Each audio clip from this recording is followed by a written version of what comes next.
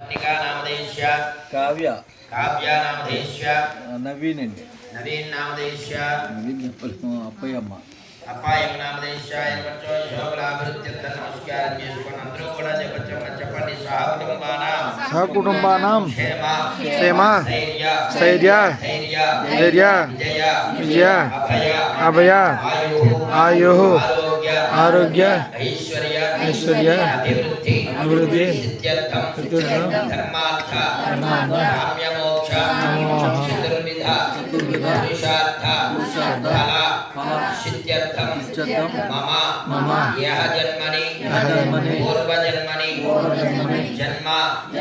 जन्मांतर रहस्यकृत संभावित सकल पाप निवारण संपूर्ण परमेश्वर लक्ष्मीनारायण अनुग्रह सिद्ध्यर्थं कार्तिक मास एकादशी प्रयुक्त द्वादशी महापुण्यकाले लक्षवर्ती दीप आराधना समये कार्तिक दामोदर परमेश्वर कार्तिक मास व्रत पुण्य फल सिद्ध्यर्थं कार्तिक मास स्नान फल पुण्य प्रसाद सिद्ध्यर्थं कार्तिक मास दीप पूजा फल सिद्ध्यर्थं तुलसीधात्री पूजा पुण्य फल सिद्ध्यर्थं अद्य दिवसे शुभ मुहूर्ते ब्राह्मी मुहूर्त अक्षरात्र मुहूर्त मध्ये संधिकाले लक्ष्मीनारायण मुंशुत्यय सदाशिव प्रीतये मम पूर्ण अनुग्रह सिद्ध्यर्थं व्रतदीक्षा परिपूर्णता प्राप्त्यर्थं लक्षवर्ती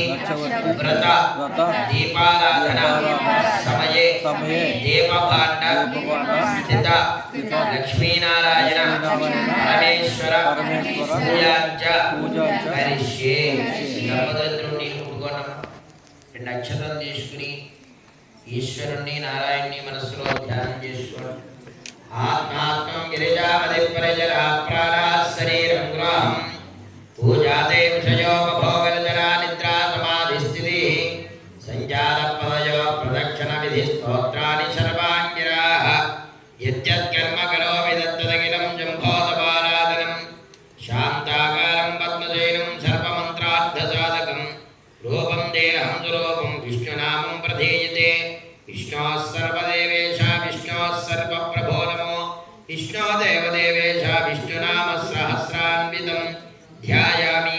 ఆ భాండ్య దగ్గర పుష్పాలు పెట్టిన విషయం అక్కడ వేయండి, మీరు అక్కడ వేయండి.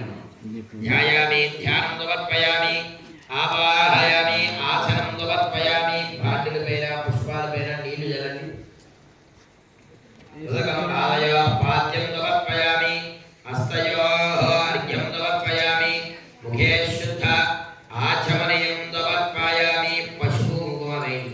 హరిద్రంచ మహానీతం దేవీ కళ్యాణ శోభని సౌభాగ్యం వర్ధతే నిత్యం గృహాణ హరివల్లభే.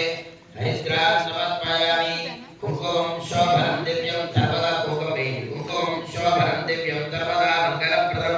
మాయానీతం మహాదేవి తుభ్యం దాస్యామి సుందరీ గంధం వేయండి. శ్రీగంధచందనాన్య శృంగర్పూరేణ సంయుతం విదేవరం శ్రేష్ఠ ప్రీత్యర్థం ప్రయోక్షుదా. చందనం సమర్పయామి అక్షతలు వేయండి. అక్షతాన్నరిద్రోవేదాన్ శాలీతం సంయుతాన్ అర్పితాన్ శ్రేత్వయా దేవ ప్రీత్యర్థం ప్రయోక్షుదా. అలంకృతార్థం అక్షతాన్ సమర్పయామి. అక్షతలు పూజేయండి. నారాయణాయ నమః. నారాయణ మావం నారాయణాయ నమః. కేశవభూషే నమః. హిరణ్మయాయ నమః. త్రిగుణాత్మకాయ నమః. సత్యోజాతరూపాయ నమః. మహిమాన్వితాయ నమః. బలదీపకాయ నమః. బలశౌర్యే నమః. మహాయోనయే నమః. దీప్తదేశే నమః. అనంతాయ నమః. శాకాలయాయ నమః. సర్వలోకరసస్కందాయ నమః. సగుజ్యాయ నమః.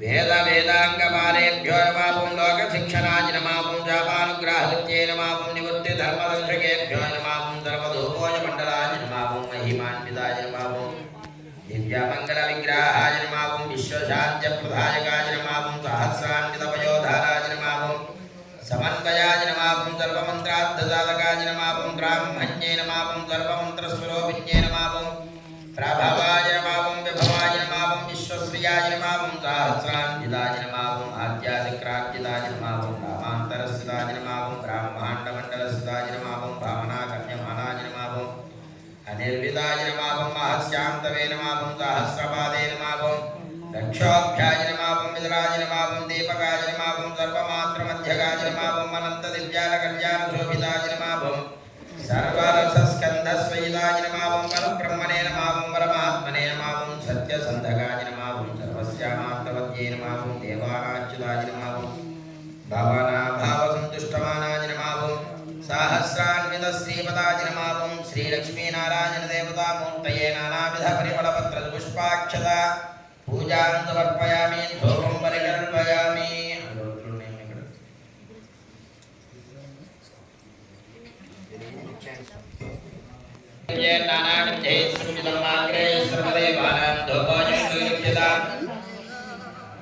దీపభాండదేవతాయై నమో నమః లక్ష్మీనారాయణ దేవత ధూపం పరికల్పయామి. ఇక్కడ కూడా రెండు కొంచెం దీపం దగ్గర కూడా రెండు దీపం పరికల్పయామి. రెండు అగరవత్తులు ఉన్నాయి తీసుకుని ఆవు నేతిలో ఉంచి అగ్గిపెట్టితో వెలిగించి ఇద్దరు కూడా పైకి లేచి అగరవత్తుతో ఆ దీపారాధన చేయండి. ఇద్దరు పట్టులు చేయండి. ఎలా దీంట్లో ఆవు నెయ్యి దాంట్లో ఉంచండి.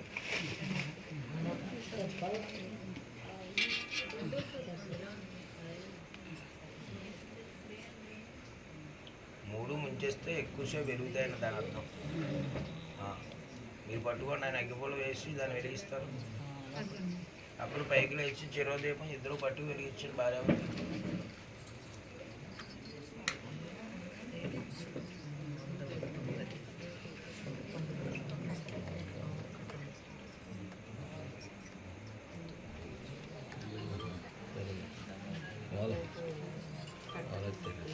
ఇక్కడే ఉంది.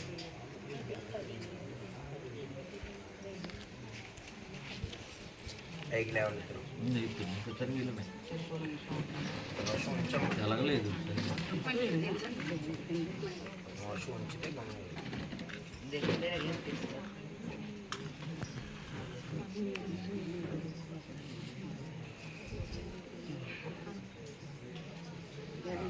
అలా లేవండి. పైకి ముందు ఇటువైపు దీపం వెలిగించి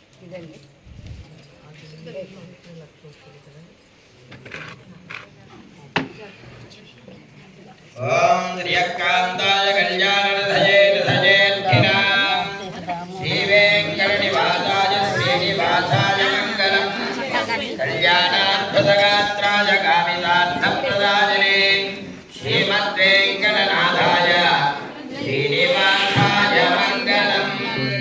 గోవింద గోవింద గోవింద గోవింద ఏడుకొండలవాడ వెంకటరమణ గోవింద గోవింద గోవింద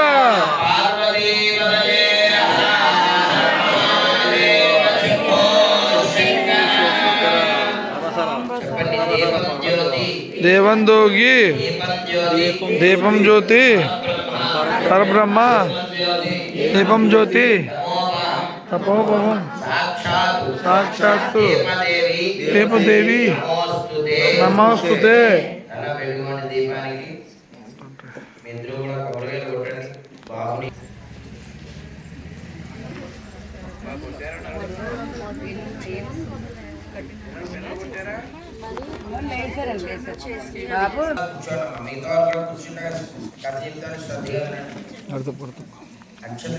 మనకి ఇక్కడ ఒక బెడ్షీట్ ఇమ్మన్నా ఇలా వేసుకుందాం. లేకపోతే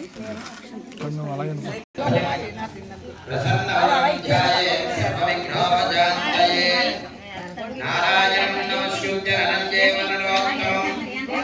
దేవీం సరస్వతీం వ్యాసం తతో జయముదీరయే శ్రుతాని దేవదేవేశ ప్రదాని శుభాభూయ సాంప్రదం మే సమాచక్ష్వాపతం పాపప్రణాశనం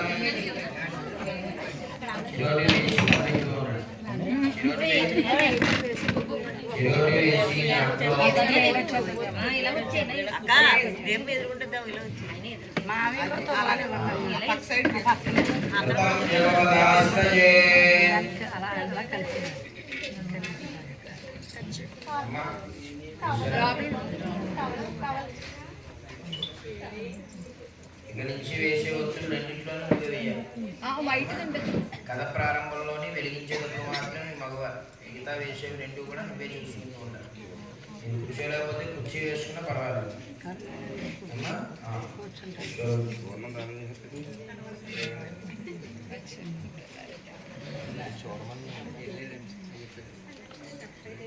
శృతాని దేవదేవేశ వ్రతాని శుభాభోనిజ సాంప్రదం మే సమాచక్ష్వాపతం పాపప్రణాశనం. ముందుగా శ్రీమన్నారాయణుడైనటువంటి సర్వోత్తముడైన నరమహర్షికి, సరస్వతీదేవికి, వ్యాస మహర్షికి నమస్కరిస్తూ ధర్మరాజు అడుగుతున్నాడు, దేవదేవ కృష్ణ భగవాన్ని అడుగుతున్నాడు, నీ వలన అనేక వ్రతాలు ఉంటాయి స్వామి, ఇంకను ఎన్ని పాపాలు చేసినా అన్ని పాపాలని పాలద్రోడైనటువంటి వ్రతం ఏదైనా ఉంటే దాన్ని తెలుసుకోవాలన్నయ్యా మహానుభావాన్ని శ్రీకృష్ణుల వారిని ధర్మరాజు అడుగుతున్నారు. అయితే ధర్మరాజు అడిగినటువంటి విధానాన్ని నచ్చిన వాడే శ్రీకృష్ణుడు చెబుతున్నాడు, ఓ రాజా, వ్రతంలో చాలా గొప్పదైనటువంటి వ్రతం గురించి నేను చెబుతున్నాను. ఈ వ్రతం చెప్పేదంటే అంటే సమస్త పాపాలని పోగొట్టే ఋషిపంచమి వ్రతం. ఆ ఋషిపంచమి వ్రతమున లోకాలన్నింటిలోని కూడా శుభప్రదమైన వ్రతం ఋషిపంచమి వ్రతం. శుభముగా వ్రతాన్ని చెబుతున్నాను, శ్రద్ధగా వినండి ఓ రాజేంద్ర. ఇది వరలో ఎవరు ఈ వ్రతం చేసి నరకమును చూడక స్వర్గమును వెళ్ళారో వారి గురించి పూర్వం కథ ఒకటి ఉంటే చెబుతాను, శ్రద్ధగా వినండి చెప్పడం ప్రారంభించారట కృష్ణ భగవానుడు ధర్మరాజు. పూర్వకాలమున విదర్భ దేశంలో ఉదంకుడు అనేటువంటి బ్రాహ్మణోత్తముడు కూడా ఉండేవాడు. ఆ బ్రాహ్మణోత్తముడు సుశీల అనే పేరు గల భార్య కలదు. ఆమె ప్రాతిపత్యమందు అనేకమైనటువంటి ఆసక్తి కలిగి ఉండేది. భర్త యందు, భర్త యొక్క ధర్మాల యందు అనేకమైనటువంటి ఆసక్తి కలిగి ఉండేది. తస్యా అపత్యయుగలం పుత్రో సుత విభీషణ అధీతవాన్ సుతస్తస్య వేదాన్ సాంగ ప్రతాపవాన్. వారిద్దరికీ కూడా కొద్ది కాలానికి సంతానం కలిగింది. అందు ఒక కుమార్తెయు విభీషణుడు పేరు గల ఒక కుమారుడు కలిగి ఉన్నట్టు వారిద్దరికీ కూడా.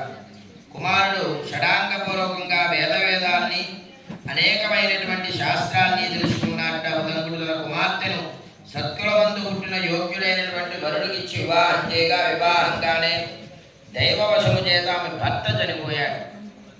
భర్త చనిపోగానే వైధవ్యం పొందింది ఆ అమ్మాయి.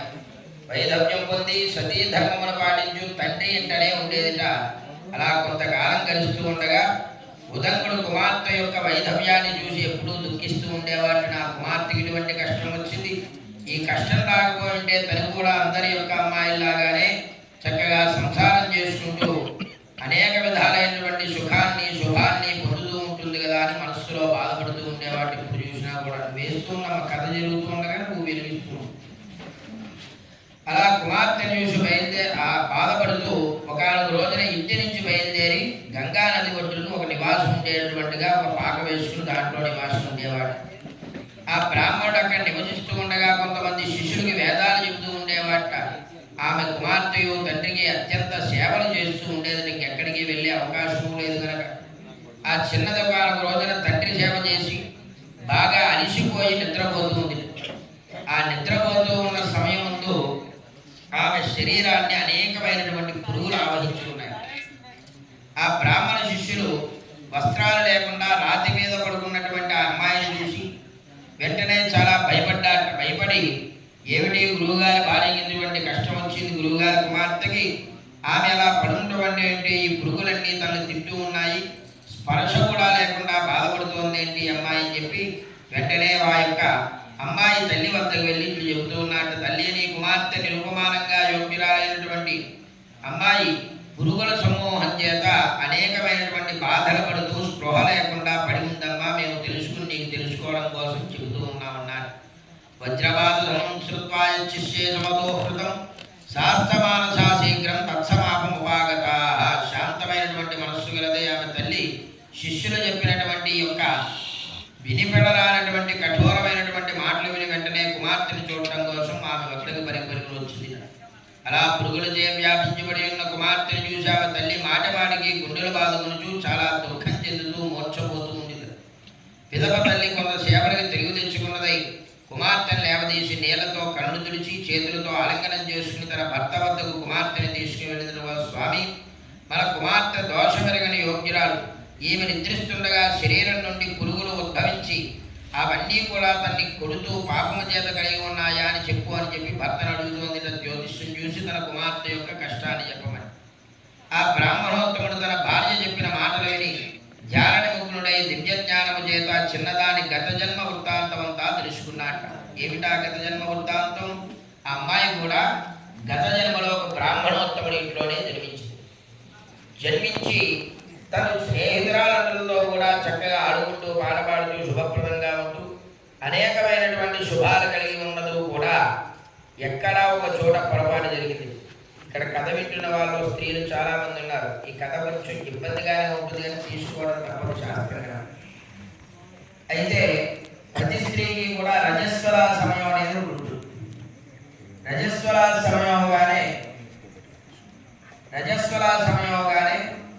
తల్లి కుమార్తెకి చెబుతోంది, అమ్మాయి ఈ రోజు నుంచి కూడా అంతర్యాల పిల్లలాగా నువ్వు ఉండడానికి కుదరదు.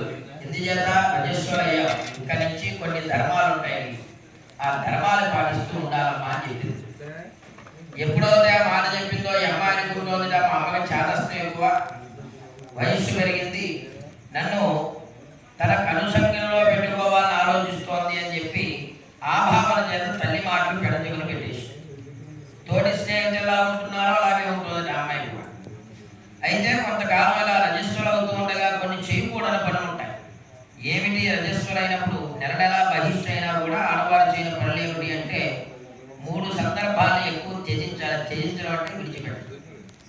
ఏమిటి త్యజించే 3 సందర్భాలు అంటే మొట్టమొదటిది దేవతారాధన. దేవుడు గుడి కానీ లేదా ఇంట్లో దేవుడు మందిరం కానీ వీళ్ళు ప్రవేశం చేయకూడదు, అదొక నింద. అలాగే రెండవది ఏమిటి అంటే వంటగదిలోకి ప్రవేశించకూడదు. తను తిన్న అన్నపు నీళ్లు కూడా చాలా దూరంగా కంచం కడుక్కోవాలి. ఆ నీళ్లు తొక్కినా కూడా తొక్కిన వారికి దోషం కాదు, ఈ అమ్మాయికి దోషం కూడా. మూడవది పడక గదిలోకి వెళ్ళదు. హాలులోనో లేకపోతే బయట విశ్రమించాలి తప్ప పడక గదిలోకి వెళ్ళదు.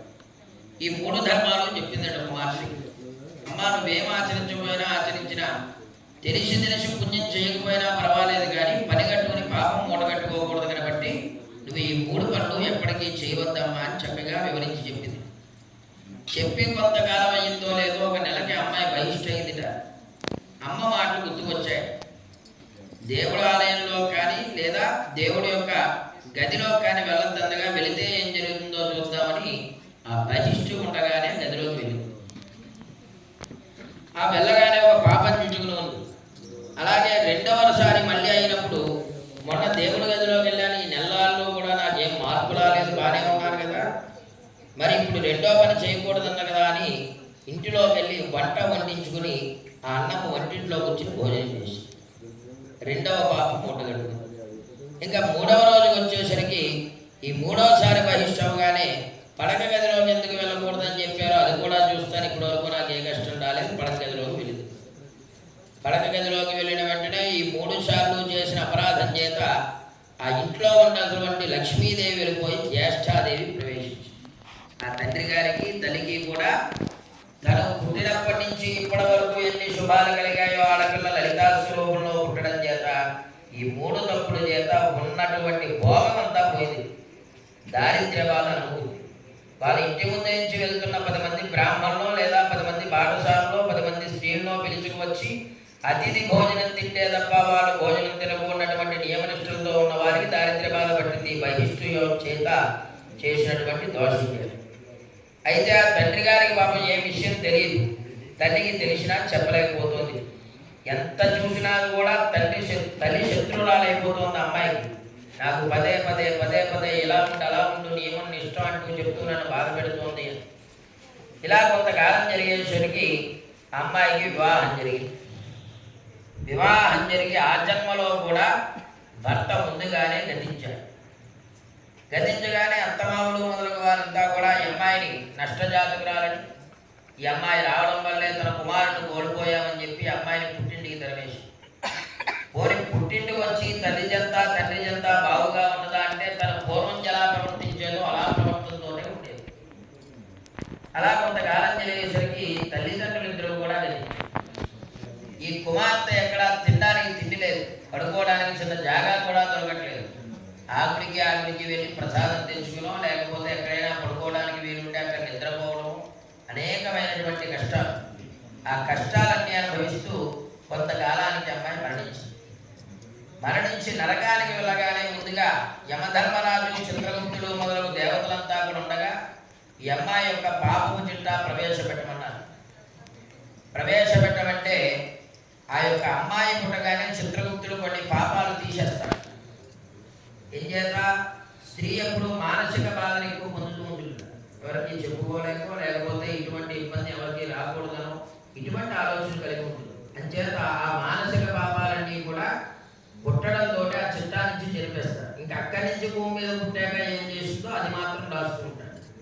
ఈ అమ్మాయి చిట్టా తెరిచేసరికి అన్నిటికల్లా మహారజ్జు దోషం ఏమిటయ్యా అంటే వహిష్ఠు సమయంలో మన ఇంట్లో తను ప్రవేశించడం, పూజా గదిలోకి వెళ్ళడం, భోజనం చేయడం, అడక గదిలోకి వెళ్ళడం, ఈ మూడు కూడా పెద్ద ప్రమాదమైనటువంటి పాపాలుగా రాసిపెట్టాడు. అయితే యమధర్మరాజు అంటున్నట్టు ఎన్ని జన్మలెత్తినా కూడా వైధవ్య యోగమే కలిగేటట్లుగా ఈ అమ్మాయికి శిక్ష పడాలి అని చెప్పాడు. అలా అనేసరికి అక్కడ ఉన్నటువంటి పాపులంతా కూడా భయకంపీతులైపోయారు. ఏం చేత సాధారణంగా ఏ స్త్రీ అయినా కూడా తను ముందు వెళ్ళిపోవాలి, భర్త వెనకాల రావాలని కోరుకుంటుంది. కానీ కలియుగ ధర్మం ఎలా ఉంటుంది అంటే స్త్రీ ముందు వెళ్ళిపోతే వెనకాల ఉన్నటువంటి భర్తకి యోగమైన జీవితం ఉండదు. పిల్లలు చూసినా చూడకపోయినా తల్లి అయితే వాళ్ళకి సేవ చేస్తూ వాళ్ళ పంచన ఉండి ఏదో రకంగా ఒక ముద్ద తిని ఏదో రకంగా మొప్పు పొందగలరు. తండ్రి మొప్పు పొందడం చాలా కష్టం. అదే కాకుండా తను చిన్నప్పటి నుంచి పెంచిన పిల్లలే తనని దుర్భాషలాడుతున్నా, బయటకు గెంటేసినా, ఏది చేసినా కూడా తండ్రి సహించుకోలేక ఆత్మహత్యా సదృశమైనటువంటి బాధను భరిస్తాడు. అంచేత ఏ స్త్రీ అయినా కూడా పుని స్త్రీగానే వెళ్ళిపోవాలని కోరుకుంటుంది అని చెప్పి అక్కడ ఉన్న వాళ్ళంతా కూడా యమధర్మరాజు చెప్పినటువంటి మాటకి భయకంపీతులైపోయారు. అయ్యి ఎన్ని జన్మలెత్తినా వైధవ్యయోగమే పొందడం అంటే అసలు జన్మతో పోవడమే మంచిది అనుకుంటుంది ఆడది ఎవరైనా కూడా. అటువంటిది జన్మనివ్వడం ఎందుకు అంటే ఈ అమ్మాయి బహిష్టు సమయంలో చేసిన పాపాలు 3 రకాల పాపాలు 30 జన్మలకు సమానమైనటువంటి దోషాన్ని కలిగింపజేశాడు. అయితే ఈ విషయం తెలుసుకున్నట్టు తండ్రి గారు, నా కుమార్తె యొక్క పూర్వజన్మలోనే చేసిన పాపం చేస్తే ఈ వైధవ్య యోగాలన్నీ కూడా నా కుమార్తెని చుట్టుముట్టాయి. ఇవన్నీ కూడా పటాపంచలయ్యేటటువంటి అవకాశం ఏదైనా ఉన్నదా చూడాలి అని చెప్పి అనేకమైనటువంటి ఋషుల్ని, మునిల్ని కలుస్తూ ఉన్నాడు. తన కుమార్తెని వెంట పెట్టుకుని ప్రతి చోట కూడా తనకు తెలిసిన ప్రతి పూజ చేయిస్తున్నాడు.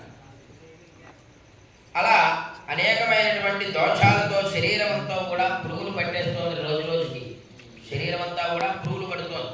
అంటే 2వ జన్మ కూడా త్యజించాల్సిన సమయం వచ్చేసింది అమ్మాయి. రజస్త్రీ మొదటి దినమున చండాల స్త్రీతో సమానంటారు. అంటే కడజాతి స్త్రీని చూసినట్టుగా చూస్తారు. 2వ దినమున బ్రహ్మహత్య చేసిన స్త్రీతో సమానం.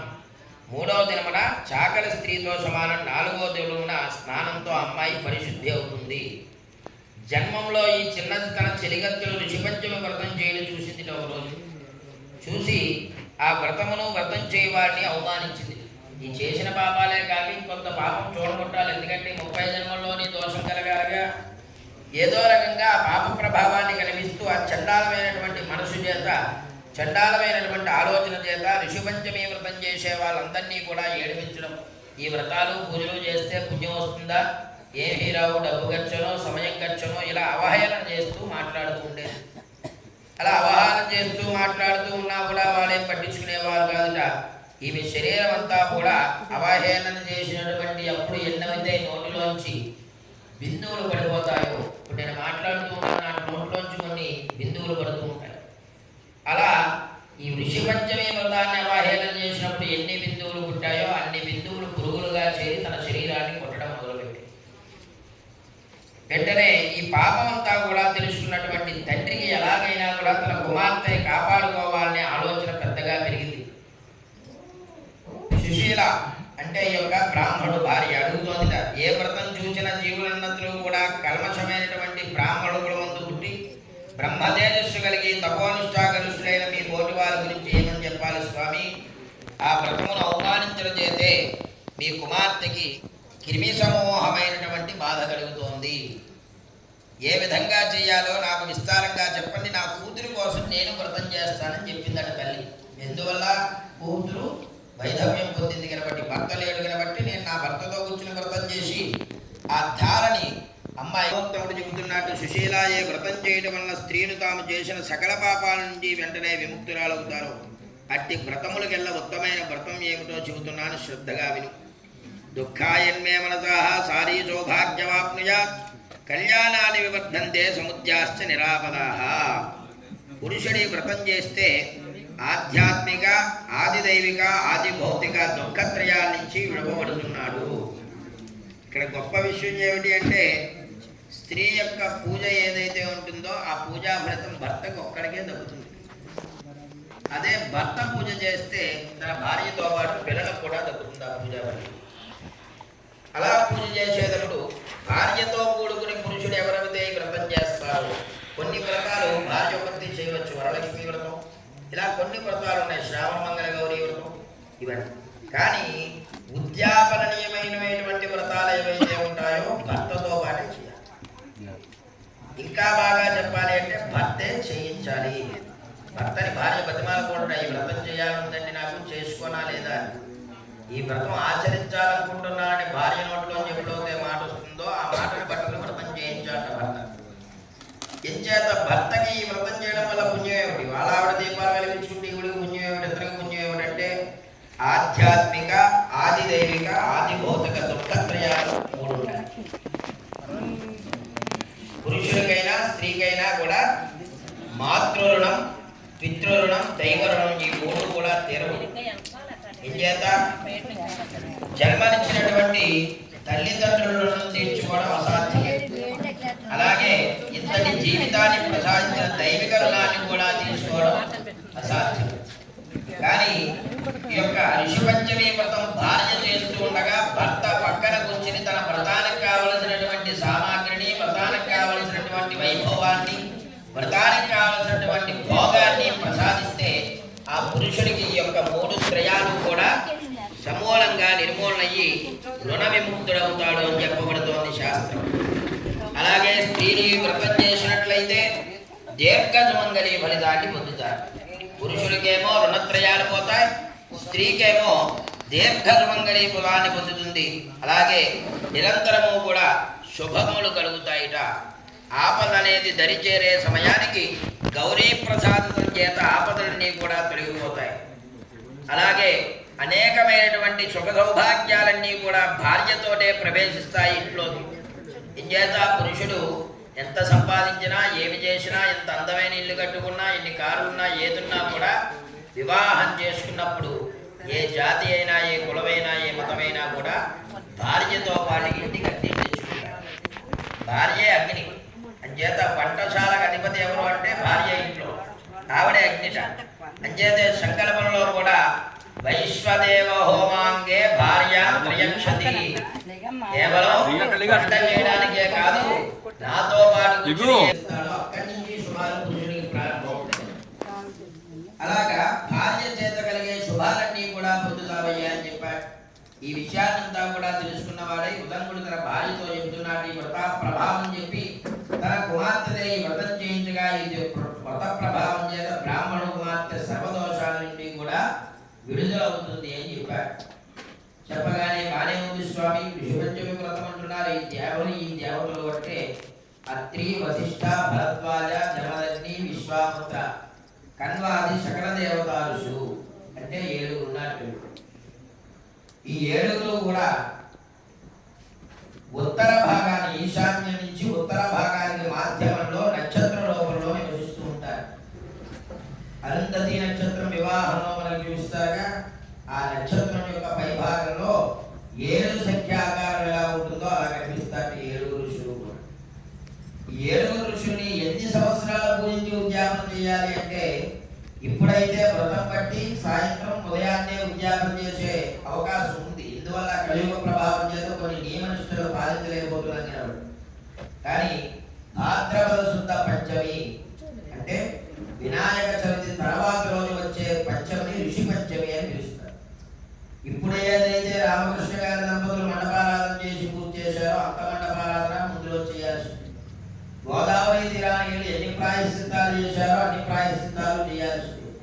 తర్వాత రోజు వ్రత ఉద్యాపన చెప్పి 7 బ్రాహ్మణులకి సప్తఋషి స్వరూపంగా భోజనం పెట్టాలన్న బ్రాహ్మణుడైతే, ఇతరత్రా ఉన్నవైతే స్వయం భాగం ఇవ్వాలి. ఇలా 7 సంవత్సరాల ముందు ఈ వ్రతం పట్టాలి. 7 సంవత్సరాల అనంతరం వచ్చే 8వ సంవత్సరం రోజున ఈ కార్యక్రమం ఇప్పుడు వీర దంపతులు చేస్తున్న మొత్తం కార్యక్రమం చేసి ఉద్యాపన చెప్పాలి. దీని విధానం వస్తే అసలు 7 ఋషులుగా 7 ఋషులకి 7 సంవత్సరాలు వ్రతాన్ని చేసుకోవాలి. అలా విషయాలంతా కూడా చెప్పుకున్నాక చెబుతూ భార్యతో అన్నట్టు ఏమో మన ఇద్దరం కూడా ఈ వ్రతం చేస్తాం, 7 సంవత్సరాలు చేస్తాం. 7 సంవత్సరాల అనంతరం వచ్చే ఫలితం ఏదైతే ఉంటుందో ఆ ధారని నా కుమార్తె యొక్క శిరస్సు మీద విడిచిపెట్టాలి. తన శరీరం అంతా కూడా సశరీరం అవుతుంది అని చెప్పాడు. వెంటనే సంతోషించిన భార్య. ఇప్పుడైతే వ్రతం చేయాలన్నా ఏదైనా ఇంకోటి చేయాలంటే ఖర్చుతో కూడుకున్న పని, కానీ ఆ రోజున సామాగ్రి అంతా కూడా భక్తి భావం చేస్తే ఋషీశ్వరులందరూ కూడా వారికి కావలసిన సంభారాలన్నీ కూడా సమకూర్చునే వారికి అంతటి వైభవం ఉండేది. ద్వాపర కృత త్రేతాయుగాలు చక్కగా వ్రతం చేశాట 7 సంవత్సరాలు. 8వ సంవత్సరం ఉద్యాపన చేస్తూ బ్రాహ్మణుడికి గోదానం విడిచిపెడుతూ ఆ గోదానంలో సంకల్పం చెప్తున్నట్ట. తన కుమార్తె చేసినటువంటి రజస్వల దోషాలన్నీ తొలగిపోవడం కోసం వ్రత ఉద్యాపన చేసి గోవు యొక్క తోక చివరి నుంచి విడిచిపెట్టే నీళ్లు విడిచిపెడుతున్నానయ్యా. ఈ నీటి ప్రభావం చేతే నా కుమార్తెకున్న దోషాలన్నీ తొలగిపోవాలని భగవదీశ్వరుడైనటువంటి ఋషీశ్వరుడు నమస్కారం చేసి నమస్కారం చేస్తూ ఉండగా ఈ విషయాన్ని చెప్తున్న ధర్మరాజుకి శ్రీకృష్ణ భగవాన్ అడుగుతున్నాడు, స్వామి వ్రత ఉద్యాపన అంటే వ్రత ఉద్యాపన ఒక్కడే చేస్తే సరిపోతుందిగా, దీపాలు వెలిగించాలి, ఉదయాన్నే మండపారాధన చేసుకుని ఆ మండపాల బ్రాహ్మణుడికి దానం ఇస్తే ఉద్యాపన అయిపోయినట్టుగా ఇక్కడ దశదానాలు ఎందుకు చేసుకోవాలి అని అడుగుతున్నారు. దశదానాల్లో మొట్టమొదటి దానం గోదానం అని చెప్పబడుతుంది. అయితే ఇక్కడ గోదానానికి లక్షణం ఎలా చెబుతున్నాడు శ్రీకృష్ణుడు అంటే 7 రకాల లక్షణాలు చెబుతున్నాడు. మొట్టమొదటిది బ్రాహ్మణుడికి దానం ఇవ్వడం. ఆ బ్రాహ్మణుడు ఆ దానాన్ని తీసుకుని ఆ దానం చేత వచ్చినటువంటి గోవుని పోషిస్తూ ఎన్ని సంవత్సరాలైతే ఆవు పాలతో ఈశ్వరుడికి అభిషేకం చేస్తాడో అన్ని సంవత్సరాల కాలం తరించిన పెద్దలందరినీ కూడా వైకుంఠలోకంలో ఉంచేసుకుంటాడు విష్ణుమూర్తి. ఇతను చేసిన దానం చేత వచ్చిన క్షీరధారలు ఈశ్వరుడికి అభిషేకం అవుతున్నాయి. ఆ ఈశ్వరానుగ్రహం చేత స్వర్గలోక ప్రాప్తి ఉంది. అది ఏమిటి అంటే వైకుంఠంలోనే అన్ని సంవత్సరాల పాటు కూడా నివాసం ఉంచుకుంటాడు. అలాగే రెండవ ధర్మం ఏమిటి అంటే ఈ బ్రాహ్మణోత్తముడు ఆ పాలు పెరుగుగా తీసుకుని చిలికి వెన్న కానీ నెయ్యి కానీ లేదా ఏ రకంగానైనా తన బిడ్డలు భార్యతో కలిసి తీసుకున్నట్లయితే 500 సంవత్సరాలు వారికి పునరావృత్తి రహితం ప్రసాదిస్తాడు. అంటే మరలా మనిషిలా పుట్టడం, కష్టాలను భరించడం, దుఃఖాలను భరించేటువంటివి ఏమీ ఉండవు. మూడవ భాగం ఏమి చెబుతున్నారంటే గోవుని దానమిచ్చినట్లయితే ఆ బ్రాహ్మణుడు ఆ గోవు పాలుకుండా దూడకి మాత్రమే విడిచిపెట్టేస్తే 800 సంవత్సరాల పాటు ఆ యొక్క జీవులు ఎవరైతే పెద్దవాళ్ళు ధరించి ఉంటారో వాళ్ళకి బ్రహ్మలోక ప్రాప్తి జరుగుతుంది. 4వ ఉత్సవం ఏం చెబుతున్నారు అంటే ఏ యొక్క వ్రత ఉద్యాపన జరిగినా కూడా ఈ యొక్క మంత్రాన్ని బ్రాహ్మణుడు తీసుకున్నాడు అనుకోండి, ఆ తీసుకున్న మంత్రాన్ని పోషణ చేస్తూ ఉంటాడు. ఒకవేళ పోషణ చేయలేని ఒక సందర్భం వస్తే తన సంతతి ఎవరు దాంట్లో నిలబడలేకపోతే గోవు చెవులో కానీ గోదావరిలో కానీ ఆ యొక్క మంత్రాన్ని విడిచిపెట్టాడు. అంతటి పవిత్ర మంత్ర సాధన కలిగింది కాబట్టి ఆ యొక్క గోదానం ఇచ్చిన వారి కుటుంబంలో వేద పురుషుడు పుత్రుడుగా పుడతాడు. అప్పటి వరకు వంశం ఎలా ఉన్నా పుత్రుడు జన్మించిన దగ్గర నుంచి ఆ వంశం అంతా కూడా శుభప్రదం అవుతుంది. ఇక చివరిదైనటువంటి చివరి లక్షణం చెబుతున్నాడు.